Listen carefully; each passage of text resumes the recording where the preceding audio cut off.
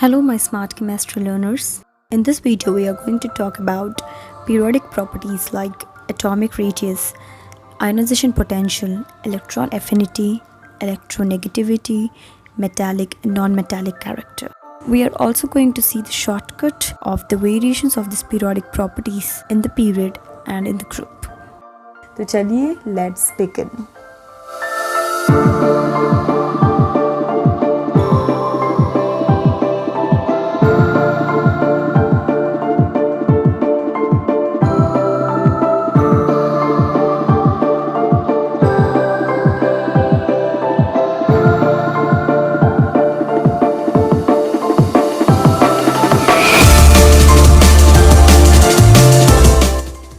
अगर आप लोग ऑनलाइन क्लासेस अटेंड करके थक चुके हैं तो please have a break. KitKat नहीं, you can have a break by watching our funny videos, by visiting our channel. So today we are going to talk about first periodic property, that is atomic radius. Atomic radius is the distance between the center of the nucleus and the outermost shell. जैसे कि एक circle के centre से and को कहते हैं radius, वैसे ही atom के न्यूक्लियस से लेकर उसके आउटरमोस्ट शेल के डिस्टेंस को कहते हैं एटॉमिक रेडियस. हाँ, जितना ज़्यादा आउटरमोस्ट शेल्स रहे उतना ज़्यादा एटॉमिक रेडियस रहेगा. Second property is ionization potential. Ionization potential stands up with IP. It is the amount of energy required to remove an electron from the outermost shell of an isolated gaseous atom. Imagine an atom, उसके अंदर होते हैं electrons. So we'll fill the electrons within the inner shell as 2, outer as 8, 8, 18. अब हमें energies चाहिए चुराने के लिए. So basically I can just say चोर energy to make it remember much more better. So energy electron निकालने के लिए outermost shell को कहते हैं ionization energy और ionization potential.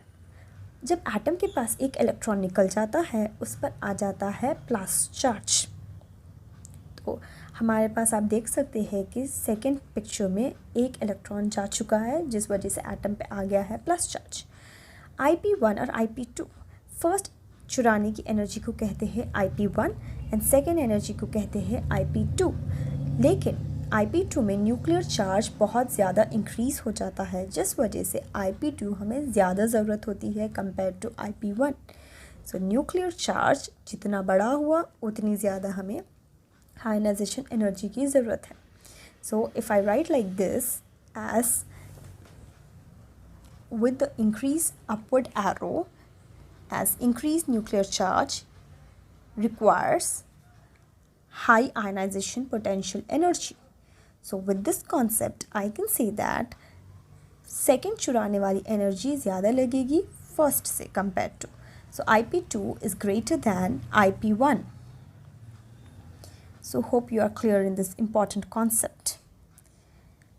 Moving on to the third property, electron affinity. It is the amount of energy released when an atom in the gaseous state accepts an electron to form an anion. इसका मतलब जब हमारे पास एक atom होता है तब वो electron accept करता है तो उस पर आ जाता है नेगेटिव चार्ज.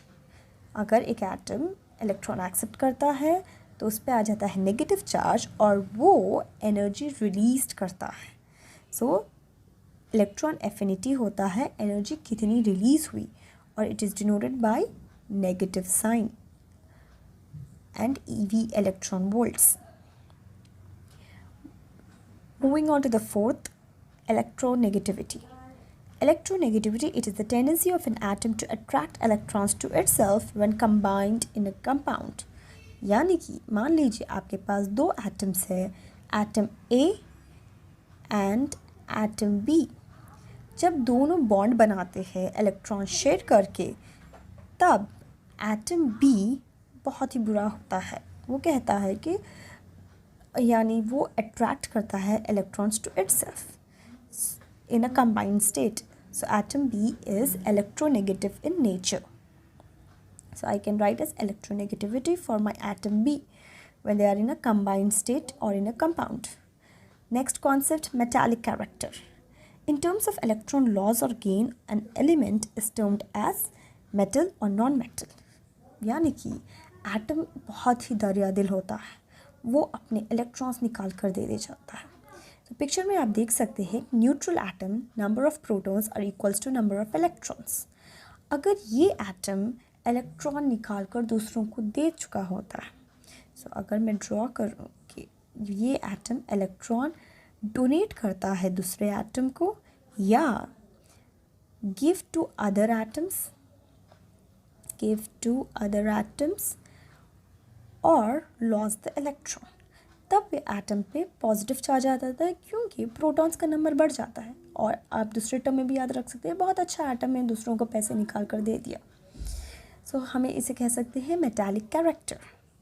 नॉन मेटालिक, जैसे मेटालिक कैरेक्टर होता है उसका ऑपोजिट होता है नॉन मेटालिक कैरेक्टर, यानी कि फिर से हम पढ़ेंगे कि atom in its neutral state number of protons are equals to number of electrons. So this atom is a neutral atom. Number of protons, let me write as number of protons are equals to number of electrons. जब ये atom दूसरों से electron लेता है या accept करता है या दूसरों से इलेक्ट्रॉन खा जाता है तो उससे उस पर चार्ज आ जाता है नेगेटिव। क्यों नेगेटिव? क्योंकि इलेक्ट्रॉन्स का नंबर बढ़ जाएगा compare to the protons number. That's why the charge is negative. So we have studied all the properties in a very short explanation. Now we'll see the variations in the period and in the group. चलिए हम सीखेंगे variations.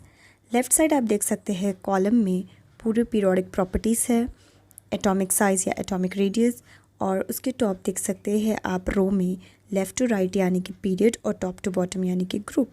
हमें arrows डालना है, periods और group के arrows opposite होते हैं। और एक भी बात, एटॉमिक साइज और मेटालिक कैरेक्टर के एरो का सेम कलर है, that means they are in the same direction, whereas other periodic properties are in the opposite direction compared to atomic size and metallic character. Other number of shells and the nuclear charge of the periods and the groups के arrows भी आप fill करते जाना है। Upward arrow का symbol है increasing और downward arrow का सिंबल है decreasing. When you fill it, you will see that number of shells in the third column are all following the downwards arrow, whereas the beside column have the upward arrow.